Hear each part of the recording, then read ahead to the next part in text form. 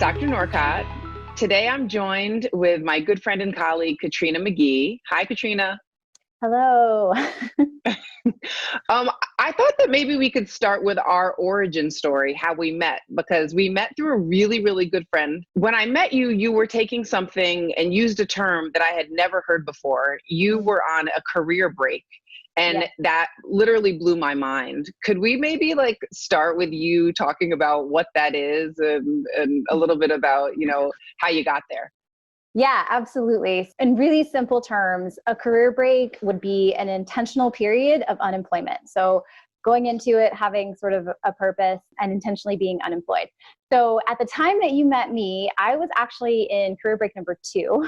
And at that point, I had left my corporate job completely to grow my business, my coaching business. And when I was in the process of growing the business, I realized that something wasn't quite right at that point. And so I kind of went on a pivot and a side journey that ended up in being like a 1.5-year career break. Like I said, my second one. So it was fantastic. But yeah, simple terms, intentional period of unemployment. You mentioned that you were in a corporate position.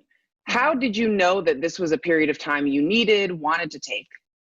Yeah. So the first career break I took, I had to be really intentional about creating that because I had no past experience to pull from to even know that it was possible.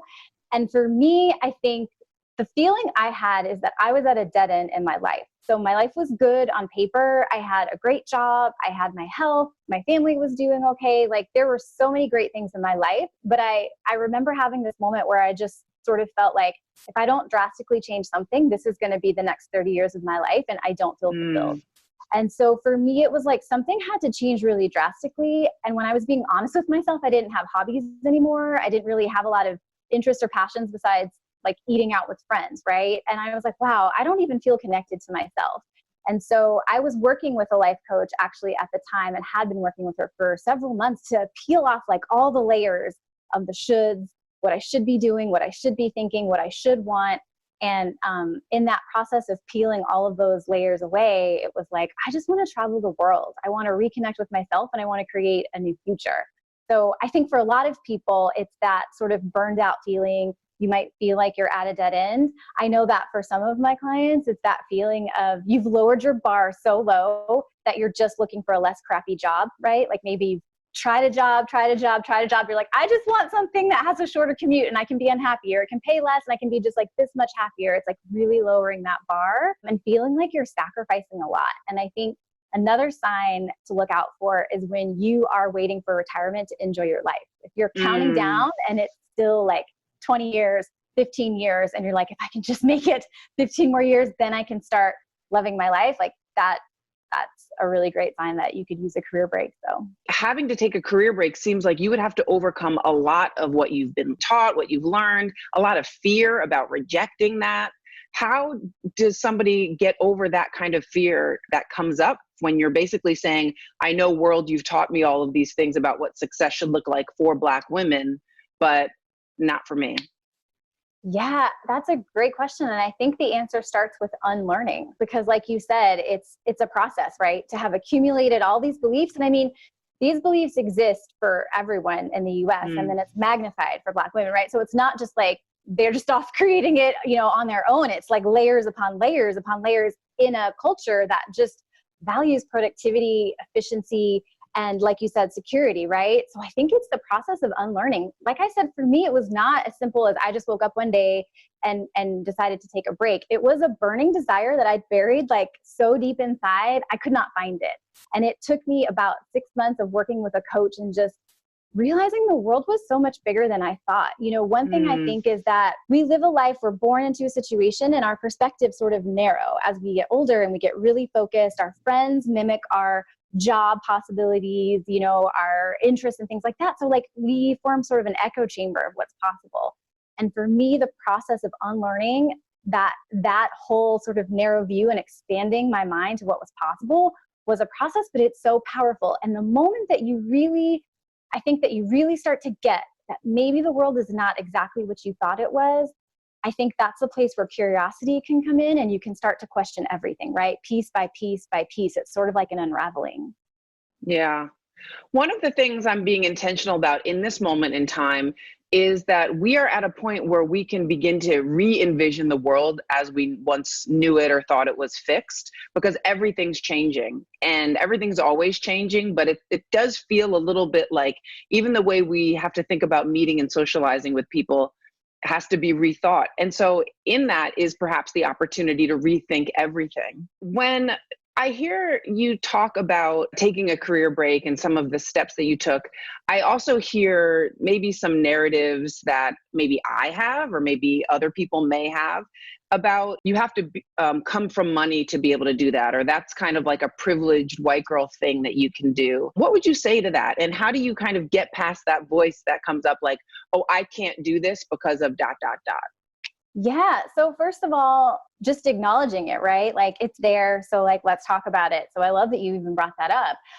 It's funny because when I travel, some people, when they hear my story, assume that like my parents are rich or that I came from like trust fund or somehow, have money. And it couldn't be further from the truth. Like I grew up in rural West Virginia. I didn't get on an airplane until I was, 17, and that was to go see my sister. Like it was not a glamorous travel, money-filled life. But I think with the narrative piece, it's really important that once you've owned it and sort of like looked at it, to decide if you want to keep it.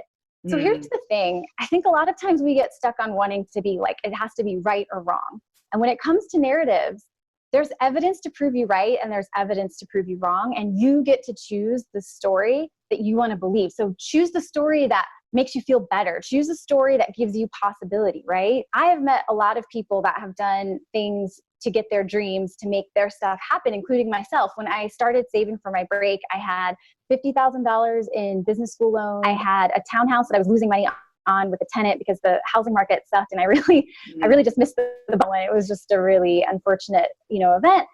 And I had like $1,500 in my bank account, right? So I worked really hard to change my habits, to change my beliefs, to change my relationship with money. And I saved $40,000 in 18 months, but it was really dedicated, like focus, right? Because I wanted this so badly. Like when you want something, when you hit that point of desperation, like something has to change.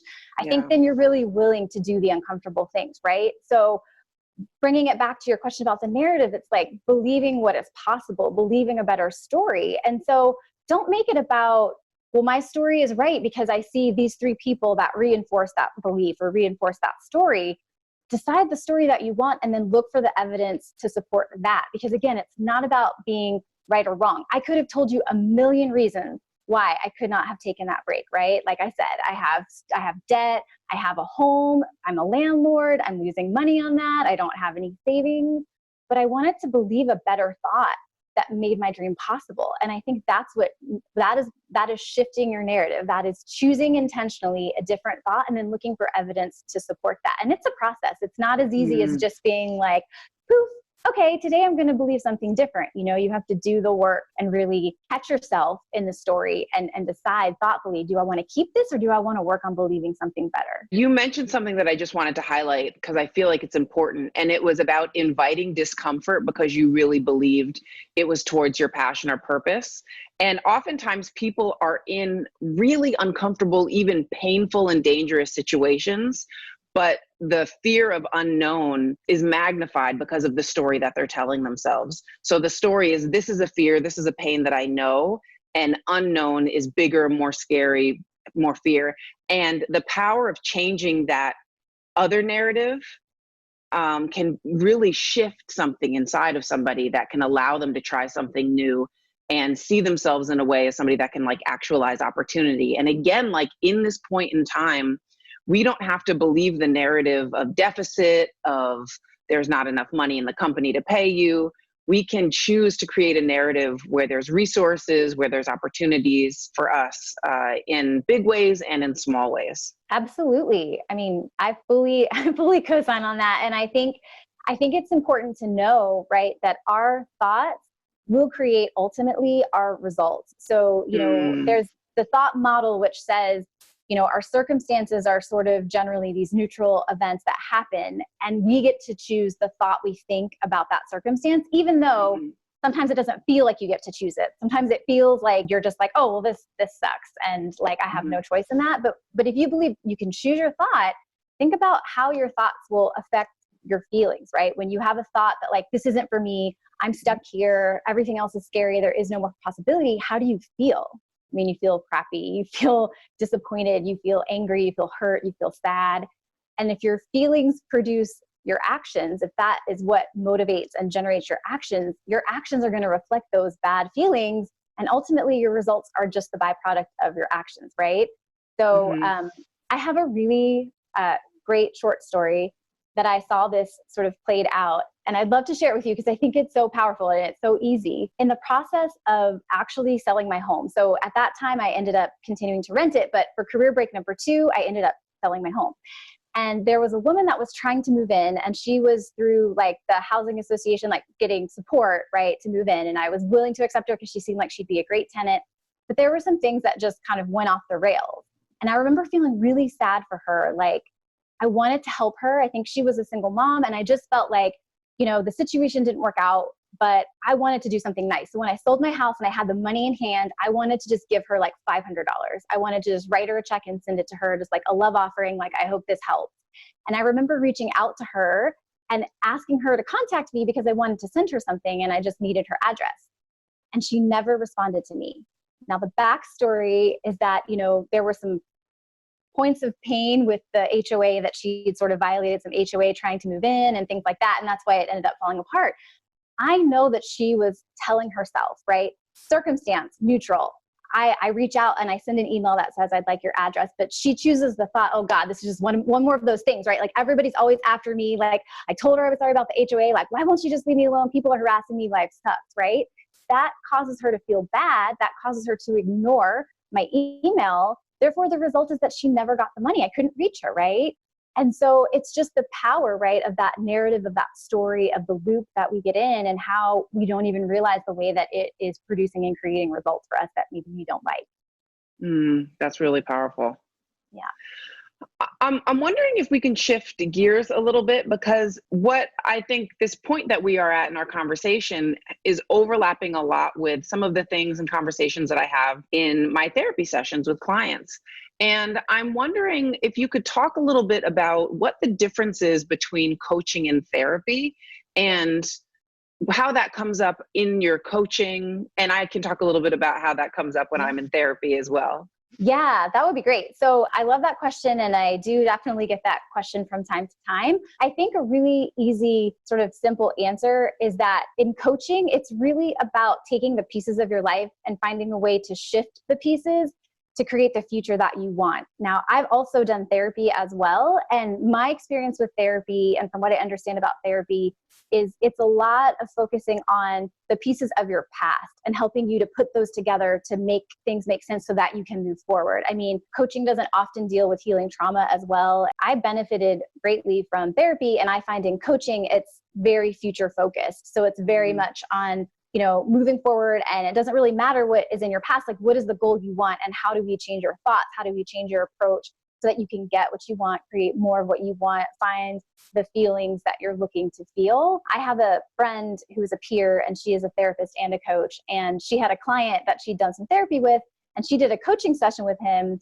And it was all about mindset, affirmations, and all kinds of sort of slightly woo-woo stuff, but very thought work oriented. And he went out and played golf with a friend the next week that he'd never beat in like 20 years of playing golf. And he beat him 3 out of 4 games, right? So it's like, you know what I mean? It's sort of that focus, like shift of thought, get on your mindset, get out there, create the goal that you want. There are times when, as a therapist, you are meeting with somebody and you are realizing that, oh, we're kind of going into coaching territory. I think therapy and coaching can be really synergistic. Therapy can really help people prepare to take advantage of coaching, because there are a lot of things, and you'll tell me if I'm speaking kind of out of turn or making bigger assumptions than I should, but there are a lot of times when what can undermine coaching are those defenses, unconscious beliefs, old stuff that hasn't been processed, that then sabotages attempts to really shift things for you in the present and moving forward. And so I think therapy helps to set people up really well for coaching. And there are lots of therapists, like you said, like your friend that does coaching. But there have been times where I'm like, oh, I think I'm coaching because it feels very didactic and I'm telling you, and I'll say, you know, this isn't therapy anymore. And I think we should talk about this shift that's happening. And I think for therapists, it's important to be really deliberate about when that shift happens, because it can feel more didactic, more suggestion-y, for lack of a better word, than traditional therapy. And it's important to make that distinction because they are two separate things, even though they work so well together, in my opinion. Yeah, I think there's a lot of overlap too, and sort of how they function and beliefs and things like that. So I definitely believe they're incredibly synergistic. I've had both and I've benefited in different ways from using both. So what are things that tend to get in the way of people successfully accessing what coaching has to offer?